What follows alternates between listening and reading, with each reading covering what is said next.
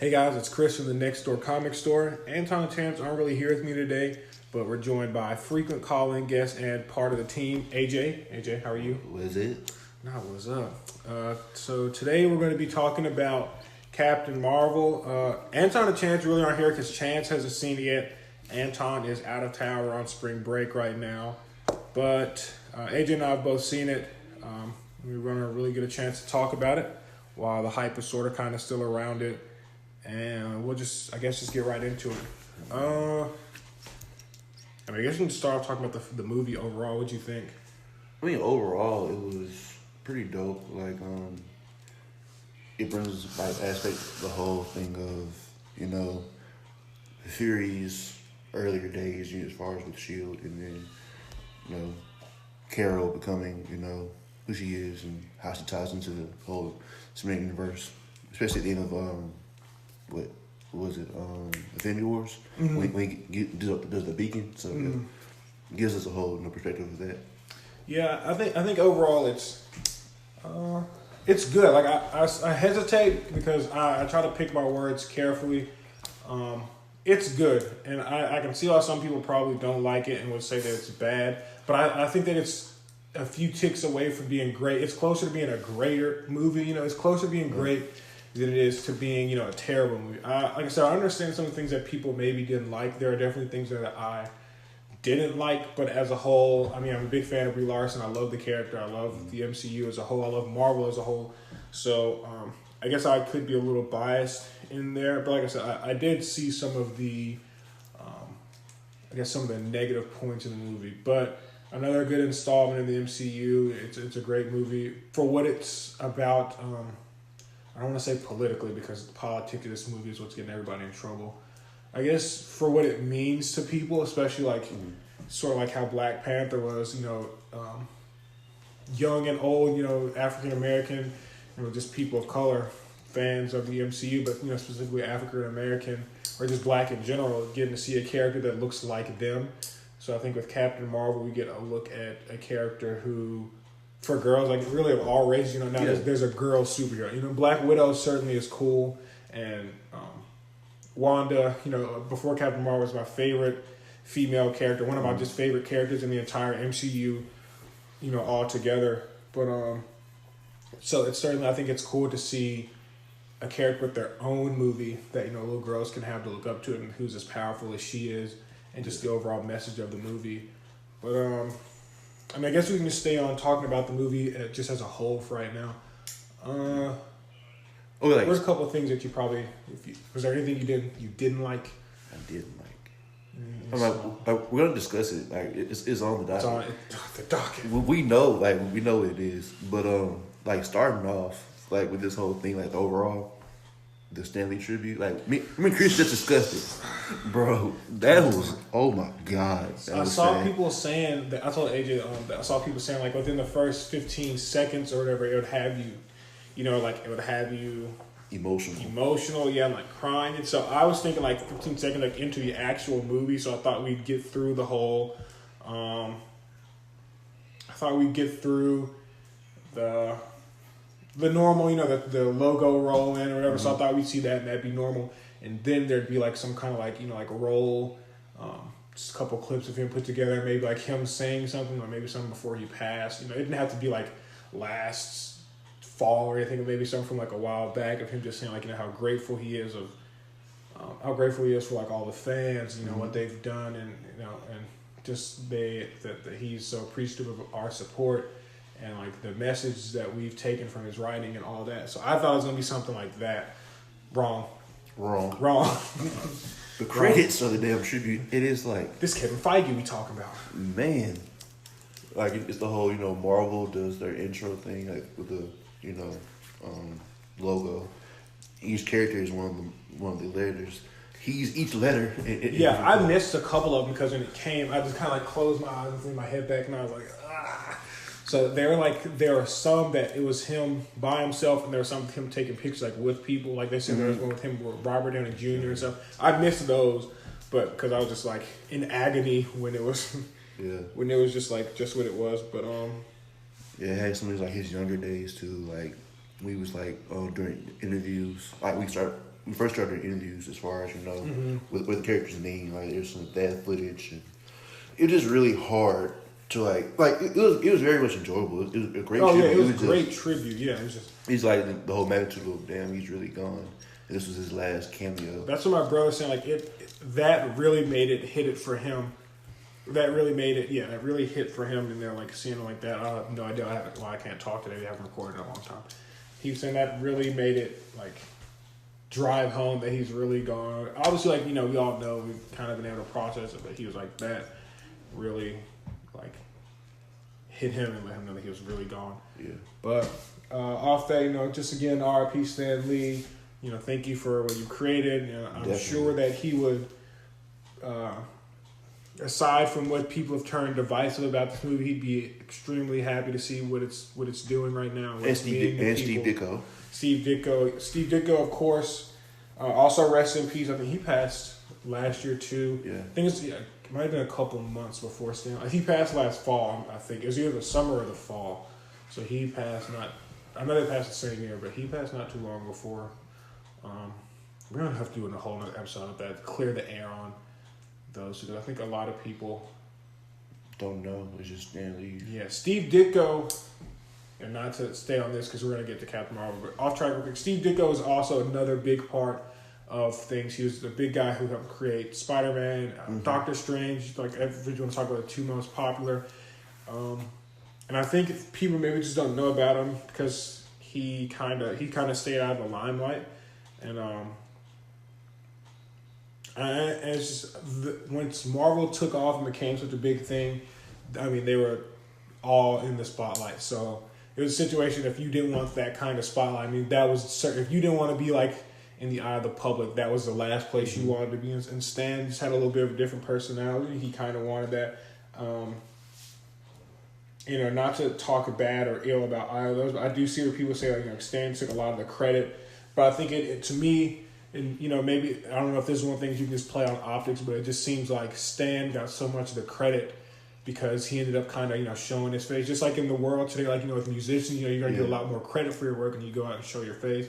But at the same time, again, I'm not saying that that's Steve Ditko's fault. Not everybody wants to be public, but I think that's the situation where you have to, for both sides, we have to say, so don't completely forget about Steve Ditko because he just, let's not act like he didn't do anything just because he wasn't out taking pictures during an interview. That's just not who he was. But let's also not kill Stan Lee for it because that's kind of just the personality that he wanted to take on. I think a lot of it ends up being that people like us, maybe, not like us, but like the general audiences and public gave Stan Lee a lot more the credit for it.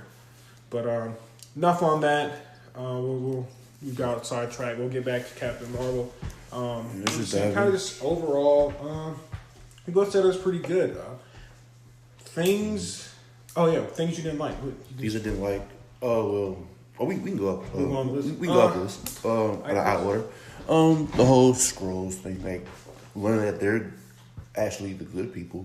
The good people, they're the ones that are being hunted and persecuted. Yeah. I mean, and I guess when we look at the origin of the Skrull, like in the movie, and sometimes you look at how where they kind of come from in the comics, being sort of treated like the outcast. I can't remember if when the Eternals were, I think it's the Eternals were creating the Kree, and some of them end up being mutated and they became the Skrulls, or I think the Eternals were trying to make the Skrulls on purpose as their own race, and then some of them became mutated and could shapeshift, and I think that's like where the deviant Skrulls and things like that came from. Either way, the first night I saw it, I really didn't like, even in the theaters, I really didn't like the Skrulls being the good guys. Like, I was hoping that at some point, things would be going good and she'd be helping them, and Talos, who was phenomenal, Ben Mendelsohn, great as Talos, even as like the good guy, but I mean, it doesn't matter. Protagonist, antagonist, a great performance, like either way. But I was hoping at some point he would kind of go, we've got her away from the planet, start the secret invasion or something like that, anything like that. And it didn't happen. Maybe there's still a chance for it because Kevin Feige's still I haven't read what he said, but he's still talking about secret invasion being a thing. Yeah. So maybe there will be the Skrulls are good, but there's a subsection of them that are bad. And I think that'd still work. If you've got 10 Skrulls that are bad, that's still a problem because they can look like anybody in the world. 10 shapeshifters would be a problem because you could do anything. Yes, so, I mean, like, there's a dynamic of, they got like a civil war between themselves, like, mm-hmm. 'cause, I mean, they're being persecuted, so somebody's gonna have a different mindset of, hey, fuck them, Yeah, like, why are we running? Why are we running? Back? So, but like I'm okay with it. The first night and during it, I was a little like, and I wouldn't say I was mad. I was just more so wishing they could be bad, just because Secret Invasion and other storylines, would be easier adapted with them being bad. But like I said, when we look at like when the Skrulls are created, they're sort of kind of treated like the freaks almost in a sense, almost like.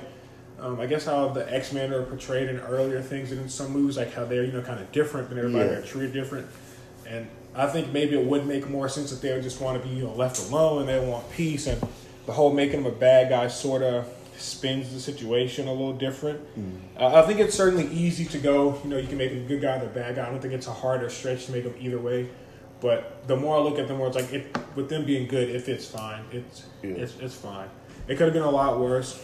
I mean, I'd rather them be well done, end up being good guys, and they try to make them bad guys, and they don't work. They looked really good. Yeah. I thought the Skrulls looked good. The shape-shifting was, like, the time on the beach wasn't super lifelike, but I don't see people nitpicking that too much because it's like, it's really hard to make a perfect shape-shifting effect. So it's like, it's a lot better than the Fantastic Four, the newer one, when Reed Richards changed his face in the car. So what? Shapes, you haven't seen that? What movie was this? Fantastic Four. Oh, never mind. Yeah. I forgot AJ didn't speak on that film, so never mind. That one movie with Miles Teller and Michael B. Jordan. That was so cringe, I swear. But okay, you'd be like, they looked really good. They were done well. The makeup was good. The parts I don't know if they CGI'd them too much aside from when they were doing stuff. I feel like they probably all were just makeup, prosthetics, and I mean. It looked really good, especially with how much Talos was on screen, like how much attention they at no point was I able to tell. I mean, obviously you can tell because it's a movie, but at no point was I looking at I could visibly see some problems with the makeup or some faulty prosthetics or anything like that to make me say that. Nothing was rushed. They looked really good. If this had been made earlier, technology was not as advanced or that much detail was much given to the characters back then. Not saying they didn't want to, just I know what you mean. They had done it before they put more detail. So they looked really good. They were good. They were good in the film. Still holding out. Maybe they can make them bad. Maybe they change their mind. Maybe they get to the planet and they're like, it starts running. Yeah, I'm sick of running. All right, there's any kind of way that they could go with it, but I guess from there we'll talk about the Kree who. I don't really know if we can talk about too much. We didn't really spend too much time with them. Even we spent a little bit of time with Carol's team, but even then, I didn't really care about any of them. We didn't spend. I know Minerva. We know Korath because he's in the Guardians, and Yon-Rogg. The other two dudes, I don't even know their name. I don't know if they said their names. The blue dude, the black blue dude. He was blue, but he was a black dude. And then he was a blue black dude. The one with the beard. I think that's it. I don't think we got their names. I don't know if we saw what made. I think the blue black dude. He's just the blue black dude now. He's the blue black. If you see him, it's that's a black dude. If it's not a black actor who played him, then color me wrong. I'm so sorry, but it's just he might be. The hair that they put on him and the way his facial features, and he might not be black and African American, but he might be Hispanic. Yeah. It's a possibility. Just facial structure wise. Yes, and it's just that's what we're going off. That's how little we kind of knew about them, and I don't want to call that a fault of the movie, because sometimes you just have background characters that are kind of just there just because. I think Korath, I kind of thought he'd have a little bit more to do just because he's a character we've seen before, so it almost feels like he was in there sort of hey, it's Korath, Easter egg. Him and Ronan both, I think, were kind of just in there enough for you to be it's oh shit, that's what that happened. Yeah, oh look, it's him from Guardians. The whole Ronin thing, the accusers, being a whole subsection of Kree. Yeah. He looked weird without the black stuff on his face. Yeah. With he looked really weird. Well, I mean, it was 20 years prior to I know, but he looked so weird without the blue on without the black on his face. Because it looked like he had like a beard, like a goatee. Yeah. Like when you look at him, and then he has like the black paint, so like some of the hair would like stick out of the goatee and like also be painted black. So to see him just like completely barefaced with, and he was calm and shit, like he wasn't. Yeah, he was like yelling. Yeah. I think we only actually saw him once. The other 2 times he was on the communicators, we only actually saw him in that scene at the end. He's like, we'll be back for the power, the girl, and But hauls ass out of there. Yeah, I don't know. I mean, I don't like I said. I'm not gonna fault them for us not learning about the team really, because it's just like sometimes supporting characters just there. Just give her a little bit of a team. That's fine. I mean, this is not the movie that I want to compare it to, but in the Green Lantern movie, when Ryan Reynolds goes, I know when he went to train the other ones, we didn't really know the other ones. Like, granted, that's not maybe the best movie to compare a movie to. Like the Green Lantern did it, so it's fine. But I mean, everyone knows Kilowog. Yeah, those are like the ones that we know. But the other ones are kind of they're kind of like they're just there to be kind of fun. Yeah. And I think that's what the team was, because they only really did one thing that was at the beginning, and then they fought at the end. Yeah, I mean, like the whole mission is, or their whole makeup is, hey, we're the Space SEAL Team 6. Yeah. So like that's kind of that's kind of cool, but it's like we don't know you. Yeah, I think knowing them a little bit better would have added. There are some things that could have added a little more emotion to, like the final the big final fight on the ship, and the one with Jan Rock. I thought Jan Rock, getting off the topic, I thought he was fine. I thought Jude Law did the best that he could have done. Again, like they didn't tie us too much to letting us know, oh, this is Carol's friend from forever. They didn't do too much tying us to these characters to make them more emotional. But for what we did get, even though it was pretty bare, it was fine. It's not like it was bare and the characters didn't really do anything. It was just kind of like it was bare and the characters did the most that they could have done. Dude, but, we have Holmes and Watson in the same universe. I know. I was thinking about we have both Sherlock Holmes and both Watsons. Wow, that's crazy. But yeah, like it seems Jude Law, like with the contacts and then like his performance, like he brought the seriousness to the character, because he's a squad leader, so he has to be a very much a serious person. He has to do the commands and shit. But yeah, I think just like a squad leader type guy, he was fine. I think that they may have missed the mark on. I think they could have fleshed it out and made him and Carol. They didn't have to be in a romantic relationship, obviously, but if they were supposed to be like these friends, her feeling betrayed by him was supposed to hurt. Like I kind of just feel like he didn't flinch. Like we was like, she knows. Well, I meant more like her. Like they try to play that like she was so hurt by it, but from the film, I was just like, it seems to me like he's just a squad leader that you train with when you can't sleep. Like, but there was never like if they were showing a scene like maybe them out, like on the planet on Hala. I wish we would spend more time on Hala. Hala would be pretty interesting, but for effect purposes and maybe runtime, whatever. But maybe it's like 1 or 2 scenes on Hala of them out, like getting drinks or walking around. Like, you could have done that, and that could have mirrored her relationship with Maria. So now it's like, your best friend that you forgot. Now you're doing things with your new person you think is your best friend who's actually, going to betray you. So I think if maybe we would have got a couple of scenes of her doing a lot more one-on-one stuff with him. The training scene was fine, but that didn't convey like, oh, we're friends. You know what I mean? Like I had tons of people I played baseball with who we would stay behind and train and work out, but I was never like, if I found out that they didn't really like me, I'd have been like, can you put the ball back on the tee? I don't really care. Yeah, you don't have to like me. Like the only connection like between them was like him and the squad leader. They're training together. And, he gave her his blood for the transfusion. So, but that's the other thing. I'm like, you could have played up that kind of connection. Yeah, it's like I think if they would have done that to sort of mirror her and Maria. Yeah. So like the scenes of them in the bars or whatever, and then when she starts having the flashback, it's her and Maria in the bar. Like, oh snap! Like, like, oh well, she was just doing drinks like that, and that could have triggered some flashbacks or something for her. Or maybe that could have been like that's why she likes to go out like that or whatever. Yeah. But and I think maybe one scene of maybe all of them doing something like SEAL Team 6 would have made me care more about the team. Like, when she has to fight them all, it's like I said with like her and Yarnrock. It's like you're part of my squad, and I thought that I could trust you like squad wise, but as far as friends go, it's like it's whatever. Granted, they didn't play it up as super emotional, but it's like they had the one scene where they were joking when they just got on. She cracked a joke on, I think, Korath, and it's like, I think that was supposed to be our tie, like, oh, they're bantering, they're friends or whatever, the typical Marvel group Guardians of the Galaxy type banter, but it just didn't sell it for me as far as that. So I think that may have pulled an emotional beat out of the movie that I thought could have been really good. But again, to make a long story short, they were fine for what they were. I wish you could have got to know them a little bit more. Yeah. But so we got to know Yarnrock a little bit. We thought that Yarnrock was going to be Mar-Vell. When Jude Law got cast, everything was saying he was Mar-Vell, and I was excited for it.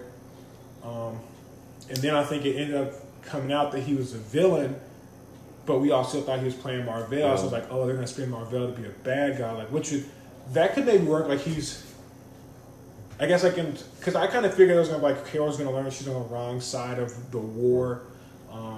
I didn't think she was going to end up realizing the Skrulls are the good guy, but I was like, maybe like the Kree were just like, they were both kind of bad. So she is like, I don't want any part of the war, because in the trailer's like, I'm not going to fight in their war, I'm going to end it. So maybe she's been fighting on one of the bad sides, and they're both bad. And Mar-Vell has been also fighting, badly for the Kree, because those just people or whatever. Yeah, she found out that, hey, this isn't right, so she so it just doesn't work for either side, and it's like, but that didn't happen. But like I said, so I was like, there could have been ways to spin Mar-Vell as being a bad guy that would have probably worked. But I mean, I think I'm not upset about them making the Dr. Mar-Vell. Yeah, I'm not. And especially since he wasn't like Mar-Vell, like flying around with the powers. Like I know it would have been nice to have the thing, and people were probably upset that they dwindled, the Mar-Vell moniker and name and power down to a scientist. It's fine. I think that the movie had a lot going on anyways. I mean, so it would have been hard to do the whole passing of the mantle thing. Yeah, it made it more of a ideology. Mm-hmm. Yeah. Like Mar-Vell. Yeah, that's like, it would have, again, I really would have liked to see Jude Law as Mar-Vell, Power Mar-Vell, but it's like, I mean, it didn't, it didn't like ruin it. I keep holding back from saying it didn't ruin it for me, because there are things I would have liked to see, but it's like, but it is just that, like, not seeing it, like, I wish it would have been that way, but it didn't ruin the whole film for me. Yeah. So, talk about the Kree, talk about the Skrulls, even though we were all around with it. Talk about Ronan for a little bit. Talk about Ronan. Is he the last of his race, like, as far as the accusers, or were they just when we see him in the Guardians? Yeah, as far as the Guardians. I don't know. He became a zealot, so I think he was cast out from the rest of like the Kree and like the normal accusers. I think. So he is Kree. He's just his moniker is the accusers, because that section of their hit squad. Mm-hmm. Yeah, it's like I know he became a zealot. What was he doing in Guardians? I think he was just like wiping out planets like it was nothing. Yeah. So it's like, so in the Guardians, I think he was just crazy. He was a zealot or whatever, and I think he might have been disbanded from the normal Kree, the normal accusers, and all that kind of stuff. Because I think, God, what happened? What happened? I'm trying to think what happened. Something happened, and I think Nova Prime called the Kree to try to tell them about Ronan, and the Kree were like, I don't know what you want us to do. He wild. He tripping. He's too bloodthirsty. So yeah. She was like, oh, so y'all ain't gonna stop him? They're like, nah, wild. We don't want any part. Like, he's effective. His flux. We don't want his issue.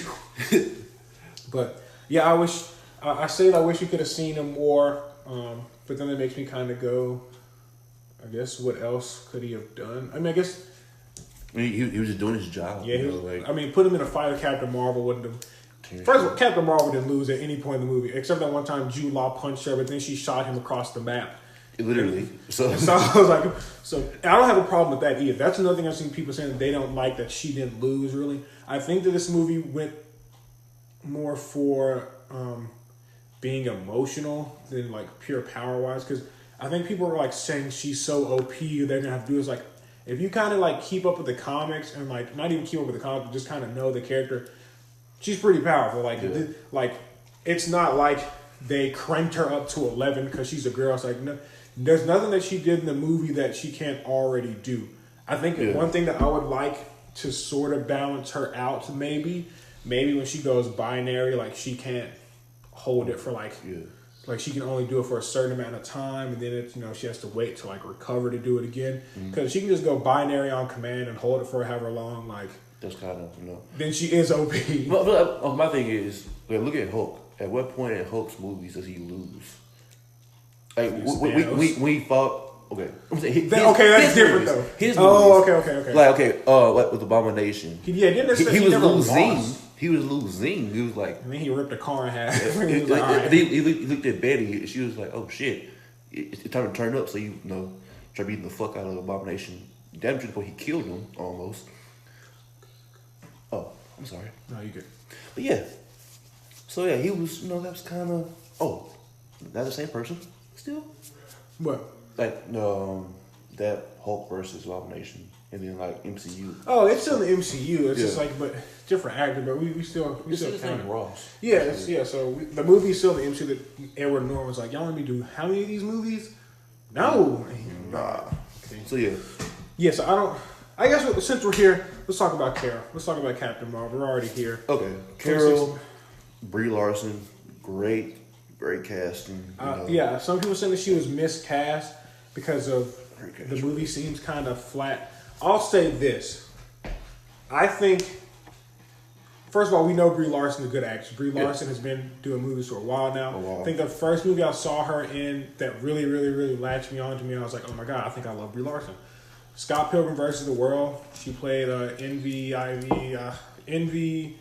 I think. I always mix the name up. I just know Envy something. And she's like in a band or whatever. Mm-hmm. I think that's what Brie Larson, I think that's how she became, that was kind of her. Like mainstream. Her claim to fame. Not claim to fame, but claim to fame. That's not it. I think she was younger though. She did make music. I think she started off like making music or whatever when she was younger. And that's sort of kind of how she kind of got her name out there. Obviously, she's gotten all these roles because she's a terrific actress. I mean, she's won an Oscar. Yeah. In a movie with her and one other person being locked in a bunker. It's like, so to play off of that so well. So my doubt isn't that she was miscast. Again, I think visually you could say somebody's miscast maybe, but when you look at like pure talent, a good actor can kind of feel she. I think that her feel of what she brought to the character was spot on. I think the writing maybe.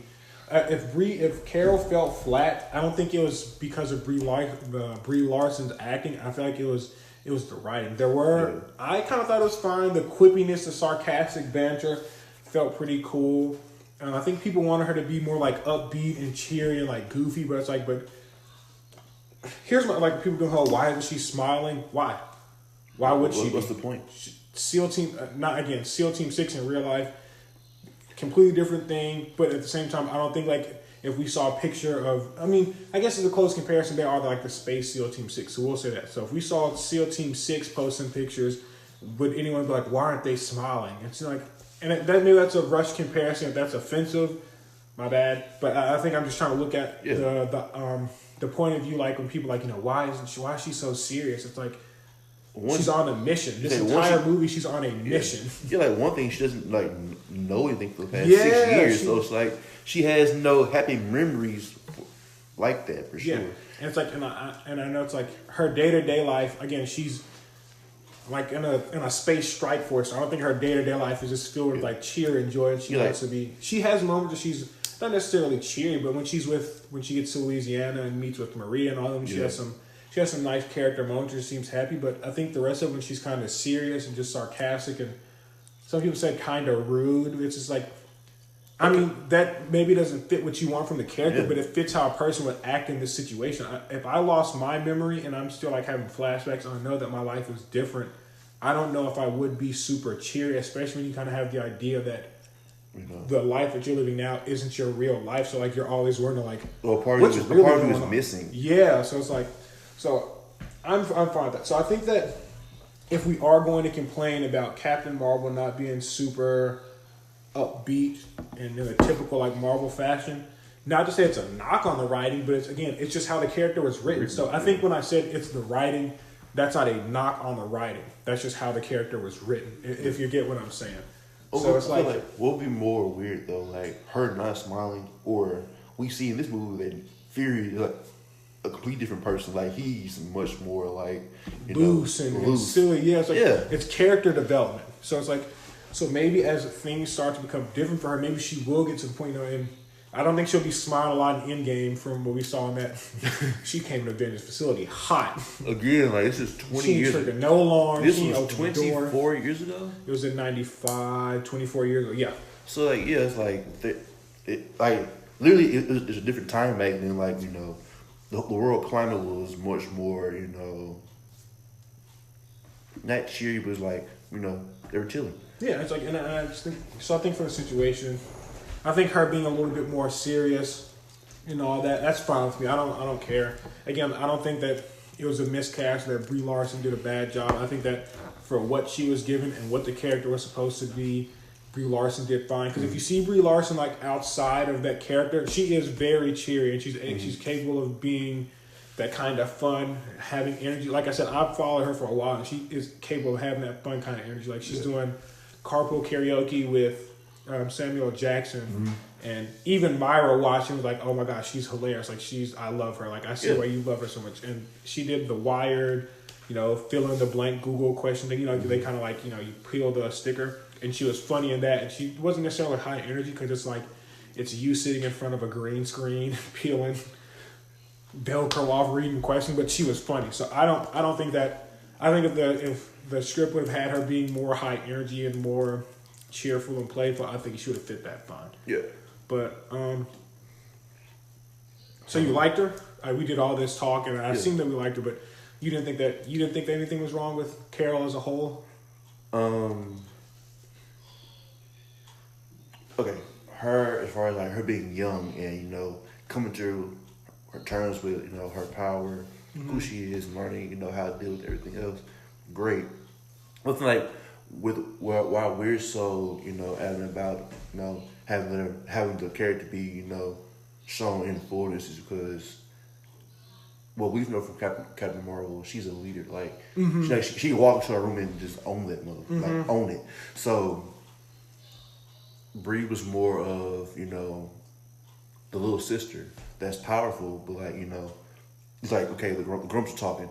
Like, why don't you take a seat here, and and that was yeah, and I think that's a good point, because I think that was very much what they wanted to establish with the movie. Like, and I think that's when, like you said, when she becomes that whole, like I'm in charge, like I'm I'm not gonna let anybody tell me who I am or what I can do. I think that you hit it right on the head. They kind of had her as like the little sister who, not necessarily, the little sister, like who kind of gets, I don't want to say pushed aside, but like say when like, the bigger things are happening, we'll handle it. So when she gets to Earth and, she is more powerful, maybe she does take the lead, but she kind of back and forth with Fury. But yeah. But like, she has to on Earth because, nobody else knows about what's Fury's going whole thing is, who are you? What are the Skrulls? Who this is? So it's like, so she was fine. I'm not gonna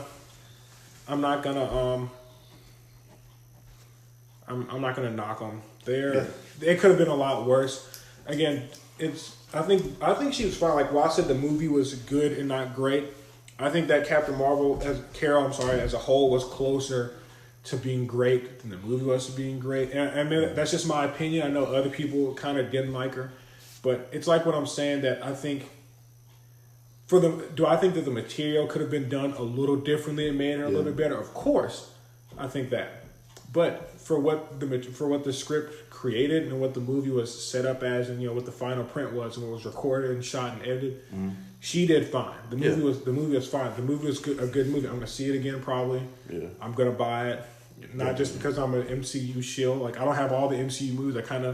I've collected them all over time, but I kind of like get the ones that I really really like, and I have other ways to watch the other ones, obviously. But I mean, like I like her human side. You know what I'm talking about? Like she's a human. Like her interactions with other characters, like Maria, like her that's what a lot of people are saying, that like for her childhood, you know, like with her dad, you know, pretty much, you know, discouraged her from being her own person. Mm-hmm. You know, her getting knocked down multiple times, like in the academy, growing up, like, you know, it was really much more empowerment for girls, like we already said. Mm-hmm. Like, you know, that human side really drove home that she is, you know, her own person. Her Kris side is her Kris side, like, you know.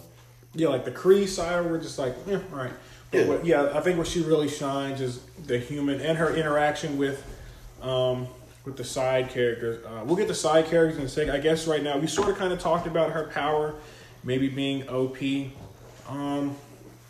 It's like we said, that's just who the character is. That's just what she's capable of. You know, we could almost call Tony Stark OP in a similar sense because, I mean, every movie aside from maybe Infinity War, he's always figured something out. Mm-hmm. You know what I mean? So it's like, obviously not OP in the same sense where he's just shooting photon blasts and can send anyone across the planet. But it's like, but if we want to look at, you know, they always find a way to win. It's like, you know. Yeah, it's like his intellect is like, there's only who's one smarter than him? Yeah. In his movies. Obviously, there are people now who can rival their intelligence, like you know, Shuri. But it's like, but up until then, you know, Tony Stark fought back in Iron Man 3 with no suit. You know, with using his quote unquote the closest thing he has to a superpower is his mind, and it's just like, so it's like, so do we not want to say like that would really go down? Like that's almost overpowered. No, there's no way he's figuring all this stuff out. So. Speaking of Iron Man 3, you had this conversation. It was like when Tony gave his address. Oh, we saw a tweet and it was like in Iron Man 3, Iron Man really told Terrence his address, then got upset when they pulled up. That tweet shouldn't have been that funny. It was like the way it was worded, and we were just like scrolling on Twitter normal, and then it just popped up, and I was like, man, hold on. Like the surprise, it's actually a fair point. The surprise Pikachu meme. Yeah, Tony Stark. My address is something. Malibu Point. Come and find me. Smash his phone. Tony Stark and the terrorists pull up. A missile goes through his living room door. Insert Pikachu meme. But it's like Rhodey was like, bro, you gave her address. I know. On national TV.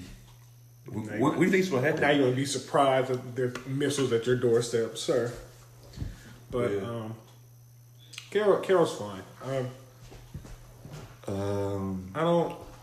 Not to spend too much time, we'll get off of this. We'll get off Carol. We still got a couple other things I want to really discuss. She was fine in the movie. Brie Larson, like I said, did fantastic job with what she was given. Again, no knock on what was given. Obviously studios, and I know that there have been bad scripts presented, but the MCUs look like they do a good job of vetting and making sure their product ends up being a good one. There's only a couple outliers that are bad.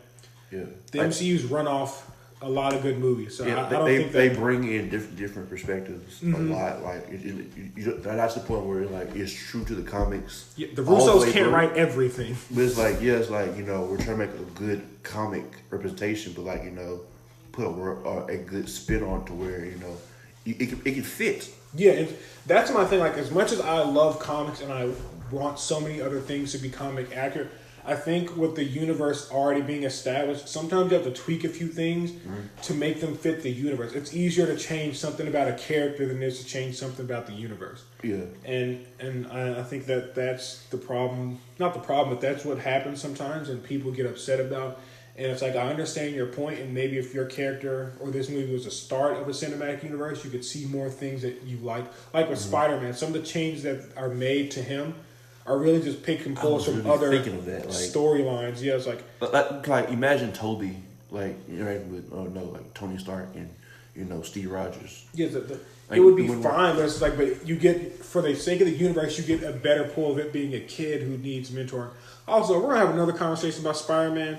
Can y'all stop saying that his whole motivation is to be an Avenger? Because literally at the end of the movie, he gets an opportunity to be an Avenger, and he chooses not to because he wants to stay and be the friendly neighborhood Spider-Man. That's all I'm going to say on this, but don't do that. That's stupid. Don't do that. Terrible point. Watch the movie, and then you can be like, oh, okay, I was right. Like the suit he's wearing now, he didn't even want. Yeah. He literally said, no, he only has to wear it so he can breathe in space. But Carol's fine. Let's talk about the side characters. I think that she really shined working with the side characters. I think that maybe gave her a little bit more to balance off of since she wasn't... I don't think she was bland, but I think with her being a little bit more sarcastic and rude, it's hard to really have a lot of sarcastic moments with your character alone. Mm-hmm. So she worked really well with the side character. The Fury and Carol dynamic was fun. Her with Fury was great. Yeah, that was a really great dynamic. I was not apprehensive about Brie Larson and Samuel Jackson because, again, two really good actors and a universe that has done a good job of putting things together. So I felt like they would make it work. But I was just like, I don't know how this would work and be as fun as everyone says it's going to be. But once we saw that Fury was kind of younger and acting a little different, I was like, oh, this is perfect. You know. Like, he creates the whole Avenger initiative from her, like her code name. She was in the Air Force, was Avenger. Mm-hmm. So, you know, great thing. And then it's like the whole, the whole thing was like, what was it about? Was it like in the second Avengers, or was it the first one? Was like, where's your whole mindset coming from as far as, you know, these threats? It was like we pointed at Thor. It's like, you know, oh, it's the first one. That's the first one. Yeah. It was like, you know, like we've been so prepared and, you know, focused on the threat that's here on Earth. Is, you know, what have we done about the threat that comes from above? I think that might be that's a scene that after Captain Marvel, there are a couple scenes I look at different. I see that one different too.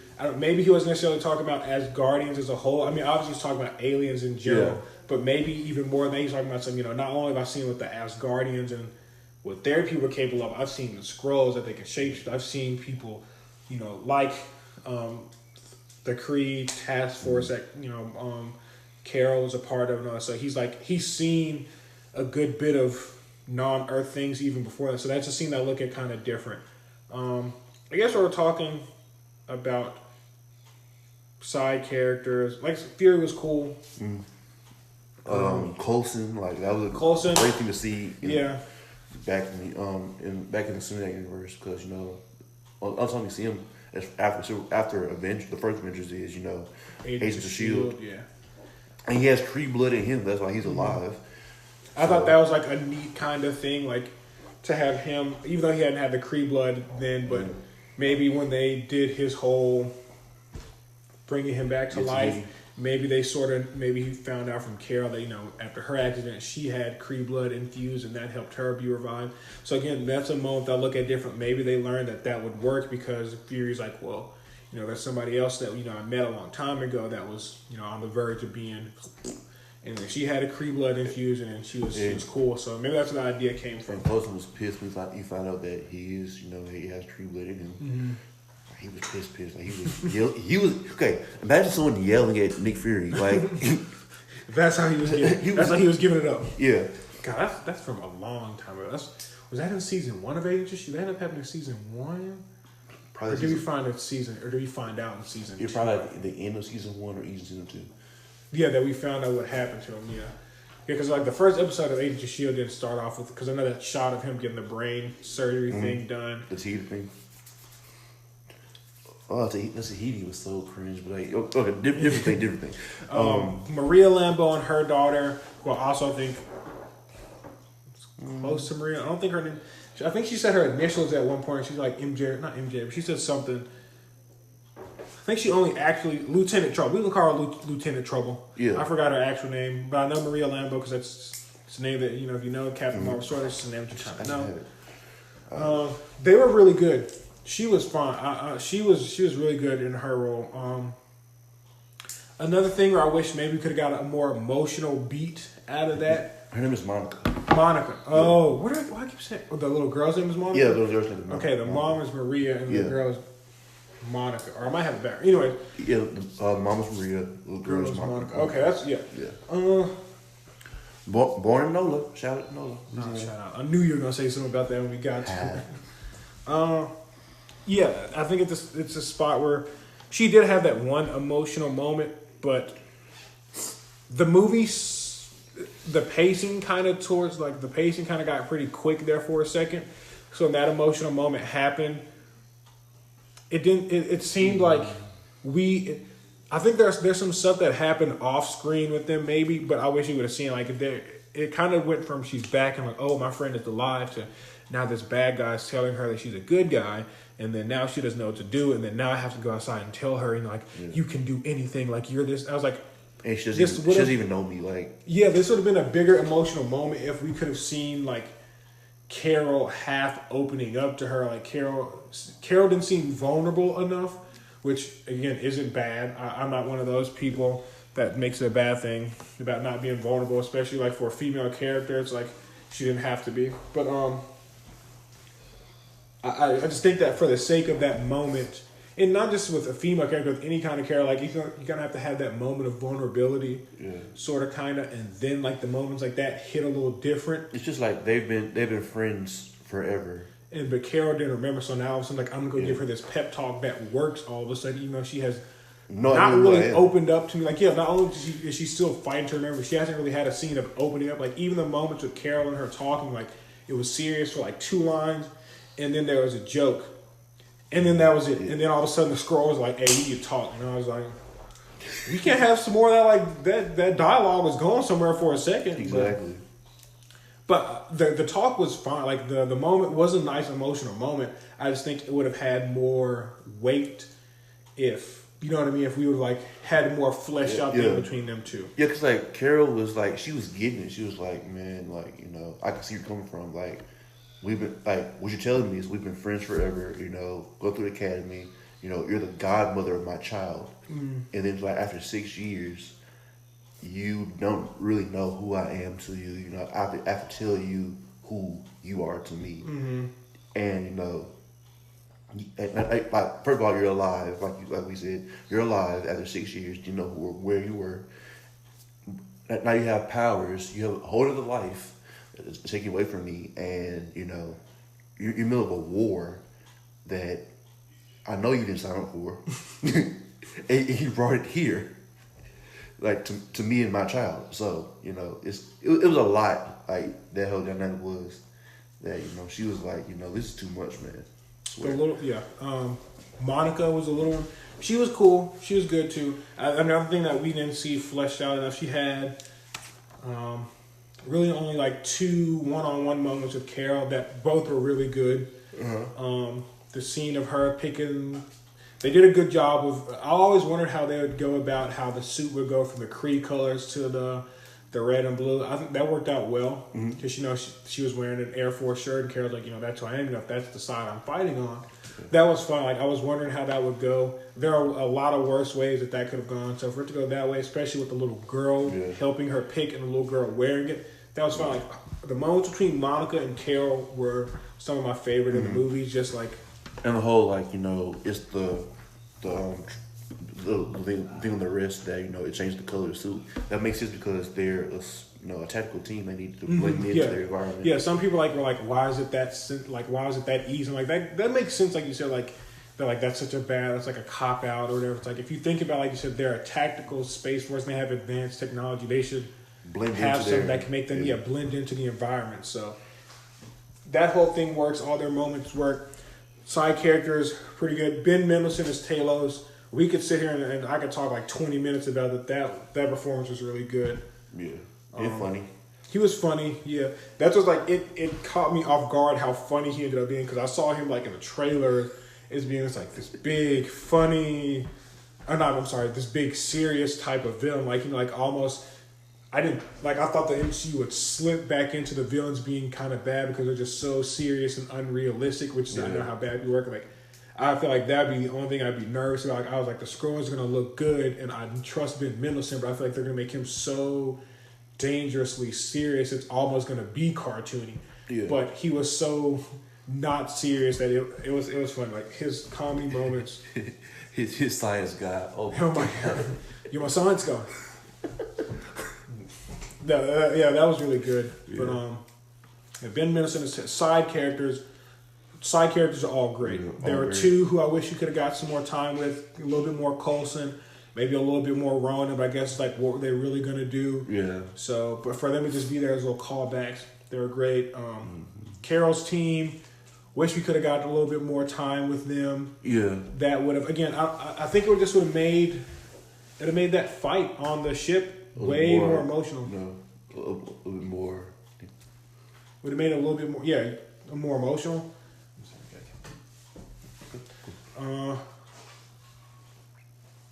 What else? That would have the Yon-Rog thing was fine. Again, like, you know, with him not being Marvel, with him being who he was, I don't know what more tweaks I would have made with that aside from, you know, him playing up the close buddy dynamic that could have made the fight between them a little bit more serious. Well, it wasn't even a fight. He said, "Let's fight," and she was like, "Anyways." Blast. Shot that man in the Grand Canyon real quick. But then sent his ass home. The nostalgia was cool. I guess we'll talk about a little bit of nostalgia, both for the MCU and both with it being set in the 90s. The blockbuster thing was cool. Her shooting the cutout was funny. People were mad about, I've seen that she shot the Schwarzenegger cutout and not the one of, I can't remember who it was. I think it was Sigourney Weaver, I think, as Ridley from Aliens. Like, you know, why did she shoot the male one and not shoot the female? And here's my thing. One, I don't think she knew there were cutouts and she was in a dark place on a distant planet and scared. Two, he had a gun. If I saw big, gigantic Arnold Schwarzenegger as a cutout with a gun and Sigourney Weaver, I would be more afraid of him because that man's like 7 feet tall and he's holding a gun. I would have shot that one too. Exactly. I don't think that was a sexist moment. I think that was a reaction. No one's like, oh, let me attack the small, frail one and the gigantic one with a weapon. I'm just see what he gonna do. Exactly. So there weren't as many 90s playful nostalgia moments as I thought there would be. There was a Blockbuster, Radio Shack, and payphones, and then they weren't as in your face about it being the 90s as I thought. Which isn't a bad thing. Like the movie being set, I think the movie being set in the 90s was more for the movie than it was for like, oh, we can get some fun out of this. So the setting, why Fury was the way he was, the Avenger Initiative. Speaking of Fury being the way he was, I don't care about the eye thing. If we're being honest, would I have liked it to be a cooler thing? Yes. Yeah, but the way it happened, and we have to remember it wasn't just a regular cat that scratched his eye. Like, people get scratches on their eye. My brother got scratched in the eye by a cat and he's fine. And I think remember when he got scratched and he was like, it's just a scratch, I'll be fine. And then Talos is like, no, you won't. Maybe it's because he's a Flurgan, so like their claws are different. So like we have to remember, he didn't get his eye scratched out by a cat. He technically got scratched out by an alien. I was like, and their claws might be different. Yeah, it was in the form of a cat. And it was a funny moment. It was still an alien. So it's like, and that doesn't ruin the Winter Soldier scene where he was like, last time I trust somebody, I lost an eye. I think that moment was maybe less about him telling his life story and more about him trying to teach Cap a lesson. Like, the world is different. We can't just be all here buddy. So it's like, so even then he's still proving his point. He's not even telling Cap the truth about what happened because his whole thing is, you can't trust everybody. Everything isn't what it seems. Yeah, I was like, so that doesn't ruin. So people saying that ruins a scene for him. Like, you have to. That moment is less. It's not really about his eye. Like, you have to look past. You have to let storytelling happen, and not be so surface level with it. It's not really about his eye. It's about the overall. The overall message of you can't trust everybody. So that scene is fine for me. The Tesseract being the thing in the movie that they're after shook me. When I saw that, I don't know. That was like, I don't want to say disappointed because it's more like on the good side. I don't even have words for it because I was just so shocked when it ended up being the Tesseract because it's like, oh snap, that's the Tesseract. And it's like, I don't know what I thought the core was going to be. I guess I didn't have any idea. I wasn't really thinking about it at all. So when it did end up just being, or not just, when it ended up being the Tesseract, I was just like, okay, that's an Infinity Stone, okay. Yeah. Dang, where's Thanos at? The stone was right there. Hello. Where's Thanos at? My girlfriend's calling you. Say hello. Say hello to the podcast, babe. Say hello. We're recording. Hi. Yeah. How you doing? It's about Captain Marvel and the awesome that it is. Hi. Hey. What was I saying real quick? But yeah, just with it being the Tesseract, that kind of not threw me for a loop, but it was certainly a surprise. Yeah. So, I think that's it. We discussed the movie. If I had rate it on a scale of 1 to 10, I know I'm putting you in a tough spot. Rate it. 8. 8.5. 8.5. Like I said, it's closer to me. It's closer to being a great movie than to being a bad one. You know, I think that there are certainly things that I maybe give it more leeway and stuff for because I am a Marvel fan. But I think that's fine. You know what I mean? Like, I give it leeway at some points. I'm like, I'm a Marvel fan, so it's like, so, you know, I think if I'm looking at it as a film fan or whatever, like if I'm being a film critic, I can see more points to knock on. And I'm not saying that we have to move the goalpost and grade Marvel movies differently than other movies. But you know what I mean? Like, there are certain spots where I'm like, that worked in the sense, you know, for me being a Marvel man, for this being the film, it worked. Yeah, like, we have to take into account the whole setting, you know, 90s. They couldn't be too technology advanced. You know, she was MacGyvering each payphone she, you know, came in contact with, like taking the wiring out of the communicator. So there was that. You know, Fury had a gun. They're carrying 9s around. Yeah. They were carrying anything too specific. So. Right, and I guess that wraps up our review on Captain Marvel. The podcast should be back and recording at some time here soon. Be sure to follow us. We're on Spotify now. We're on SoundCloud at Next Door Comic Store. Yep. Guess like the video, subscribe. If you've seen Captain Marvel, you know, get in the comments and tell us how you feel about it. Did you agree with some of the things that we said? Did you disagree? Make some good points. Once Chance sees it, we're going to talk about it again on the podcast, so we might discuss some of the comments that we get. So yeah, like, subscribe, and we will see you next time. All right, man. Peace.